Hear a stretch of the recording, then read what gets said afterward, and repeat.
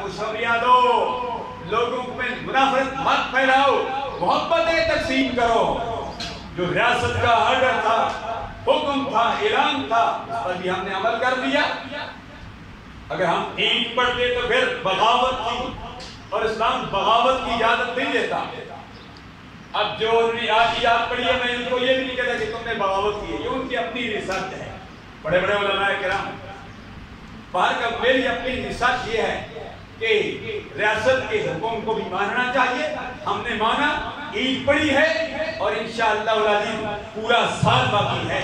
हम एक रोजे की कदा भी करेंगे और जो वो किसी हजरात है वो एक दिन एतिकाफ की कदा भी करेंगे। अल्लाह ताला हम सबका हामी हो, नासिर है, नासिर हो।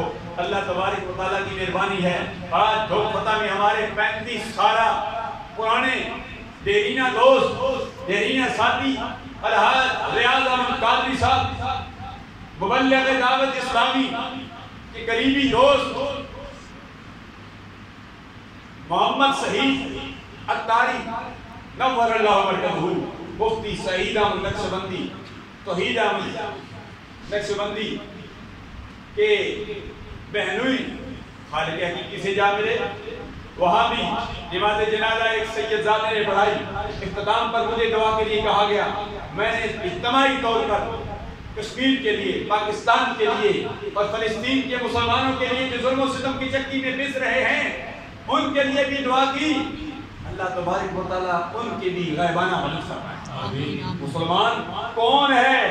आज हम अपने आप को भूल गए कि हम मुसलमान कैसे मुसलमान हैं। मुसलमान वो है, अल्लाह के प्यारे हबीब अलैहिस्सलाम ने फरमाया, अल मुस्लिमु मन सलिमल मुस्लिमून मिन लिसानिही व यदिही। अल्लाह के प्यारे हबीब अलैहिस्सलाम ने मुसलमान के मुतल्लिक़ पूछा गया, मुसलमान कौन है? अल्लाह के प्यारे हबीब ने फरमाया, मुसलमान वो है जिसके हाथ और ज़बान से दूसरे मुसलमान महफूज रहे। अब हमने मुआफ़ा करना है, हम आया ज़बान से, हाथ से आदमी से तकलीफ तो नहीं दे रहे।